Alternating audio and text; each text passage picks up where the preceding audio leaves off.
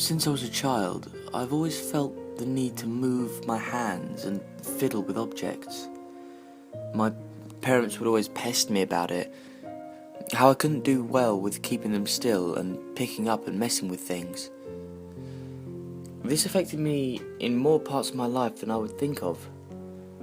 I had difficulty making friends, as I would typically touch and tangle with belongings that weren't my own.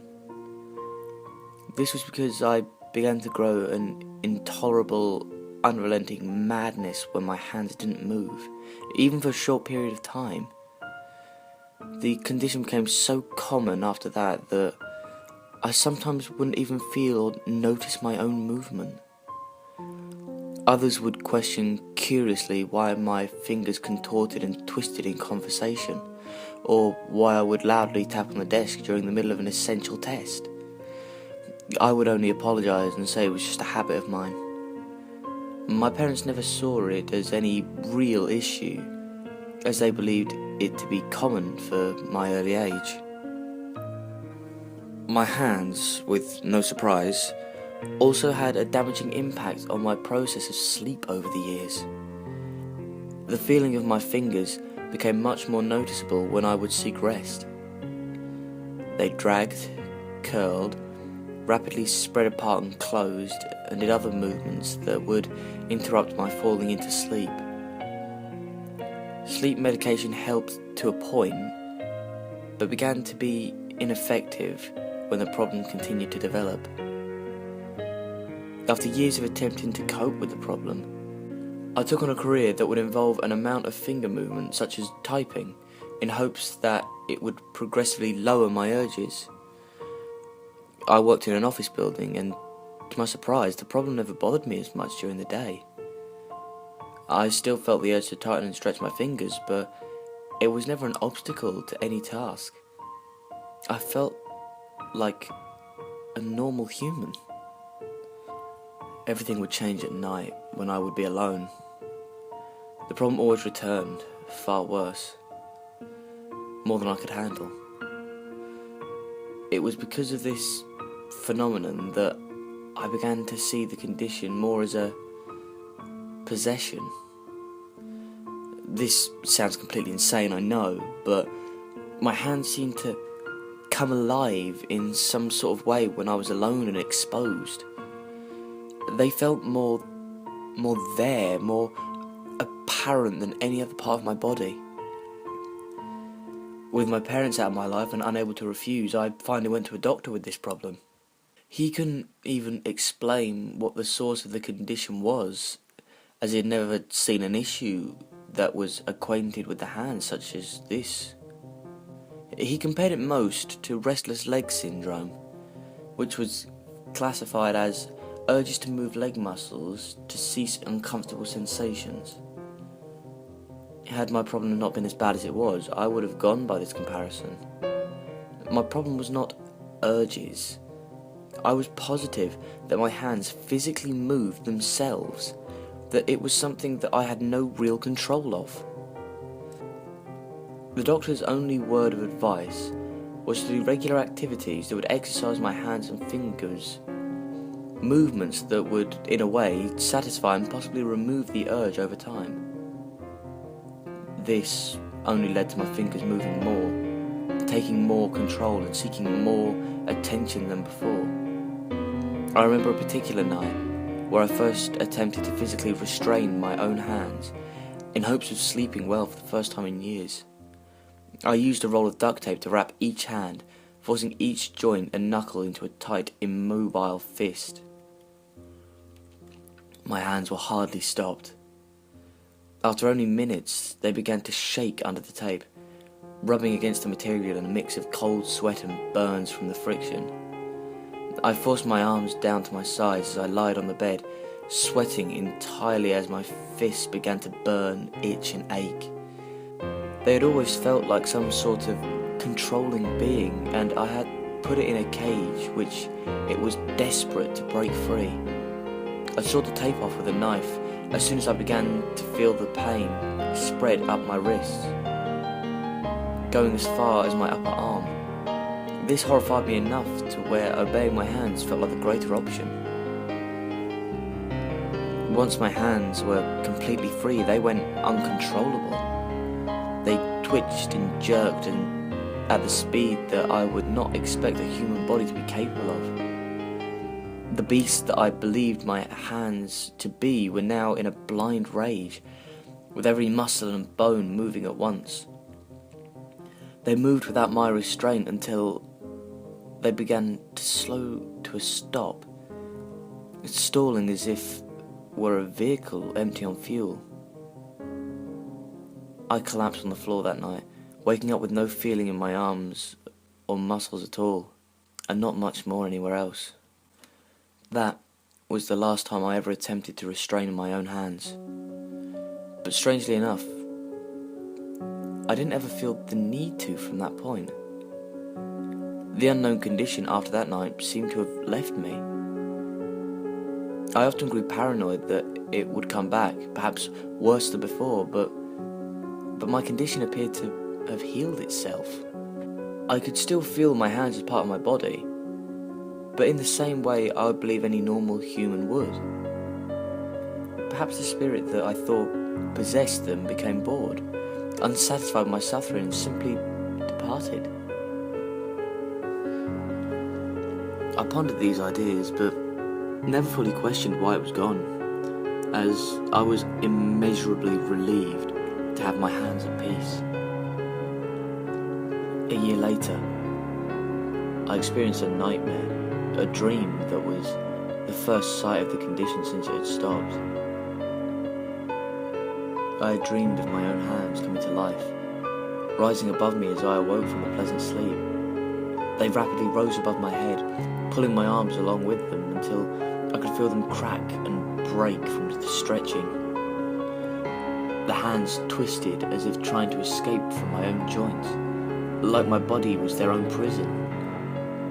I felt them beginning to rip away until they slowly lowered down, both in sync with each other's movements. They moved like they were their own machine, as I could only helplessly watch as they lowered themselves in front of my face, with all fingers extended. Seconds passed with no movements or sounds, then both hands clasped around my neck in one motion. My vision went black. Then I awoke from the nightmare.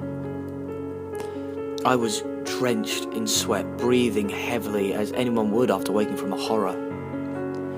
I turned my head to look out the window and saw a full moon in the sky, which streamed light over my face and most of the room as well. The rest of my body felt still, including my hands. I only stared at my ceiling, in the relieving happiness knowing that what I just experienced had not been reality. Then, like I had snapped completely awake, I turned my thoughts to something that was moving. I immediately sensed my hands, but they felt undisturbed. My right hand was the same as it was, with no feeling or movement. The same for my left hand, except for its index finger. It tapped, in a calm but noticeable rhythm. It was so consistent that I began to count along with it in my head. 1, 2, 3. I did this as I was shaking, terrified because of what I felt was coming. I viewed each tap of my finger as more of an audible footstep, an invisible being approaching to possess my hand and wreak destruction on my body and sanity. My hand began to occasionally twitch as the finger continued to tap and tap. It wasn't long until the fingers began to tap faster and harder.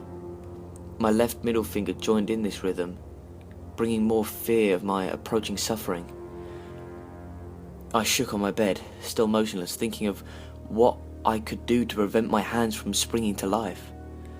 I had no ideas of bonding them again, as I didn't want to bring its own aggressiveness sooner.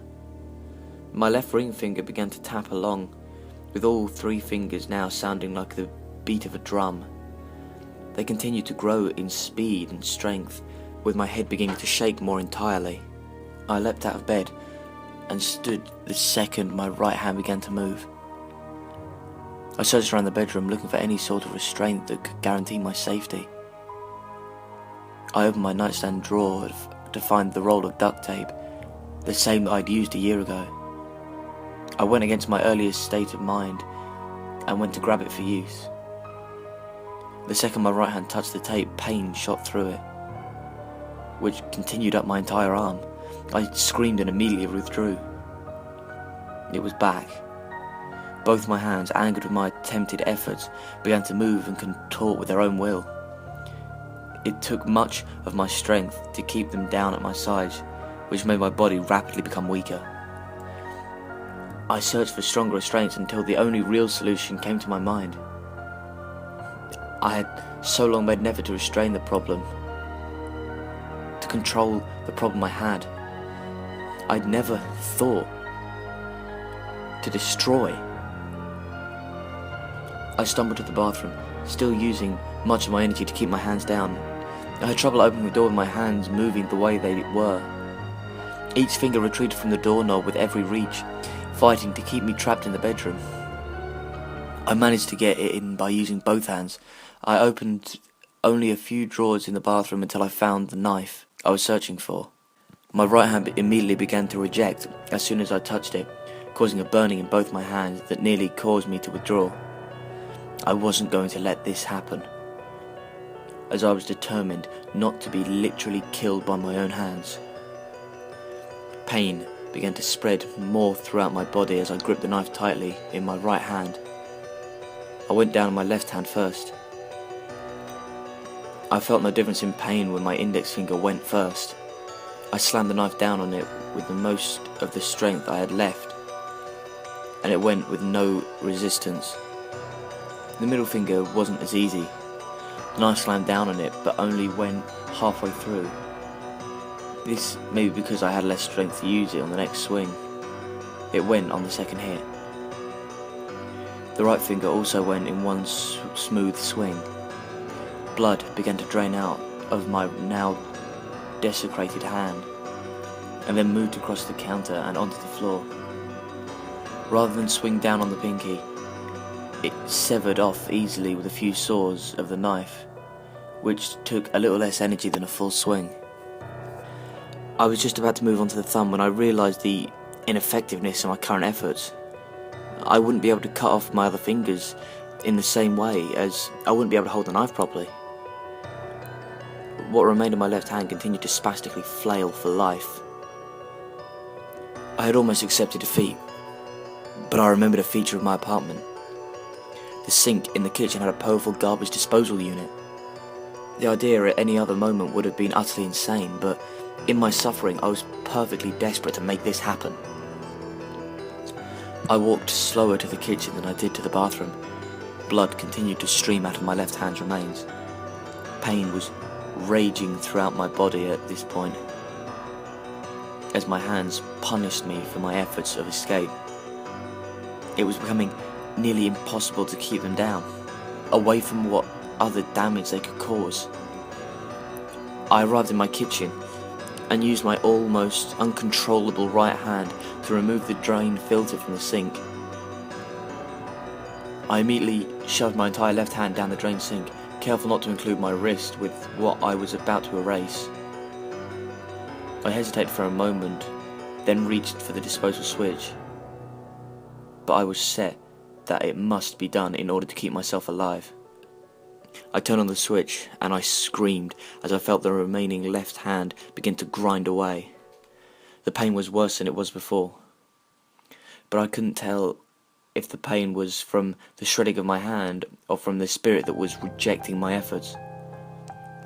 The time felt slower, but it took about 15 seconds for the rest of my hand to be shredded away. I pulled my arm out of the drain and didn't look at what remained.